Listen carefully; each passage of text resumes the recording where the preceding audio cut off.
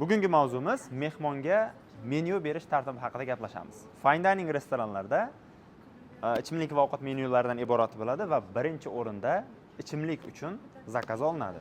Va birinchi navbatda menyuni ayol va erkak kishi bo'lsa, ayol kishiga menyu berishdan boshlaymiz va menyuni ochiq holatda mehmonga taqdim etishimiz kerak.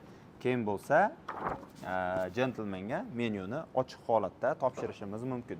Va menyu berganimizdan keyin albatta 3 yoki 5 daqiqa pauza qilishimiz, ya'ni mehmondan uzoqlashib, mehmon menyuni ko'rgunga qadar mehmonga vaqt berishimiz kerak bo'ladi. Keyin albatta zakaz olishdan oldin mehmondan albatta allergiya so'rash kerak. Bu juda ham muhim, ayniqsa seafood restoranlarda juda ko'plab mehmonlar o'zi bilmagan holatda seafood mahsulotlariga, ya'ni dengiz taomlari mahsulotlariga allergiya bo'lishligi mumkin. Shuning uchun albatta zakaz olishdan oldin allergiya so'ralishi kerak va zakaz olib bo'lgandan keyin esa albatta o'sha olingan zakazlarni yana bir bora qaytarish kerak bo'ladi.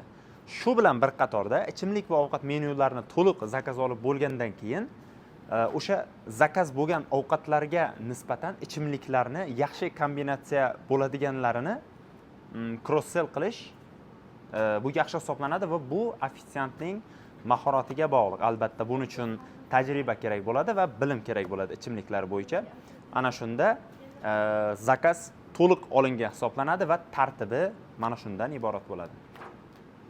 Servis sohasi juda ham keng qamrovli hisoblanadi va buni to'liq o'rganish ma'lum bir muddat vaqt olishligi mumkin. Xo'rika sohasiga oid qiziqarli ma'lumotlar bilan bo'lishib boraman, kuzatishda davom eting.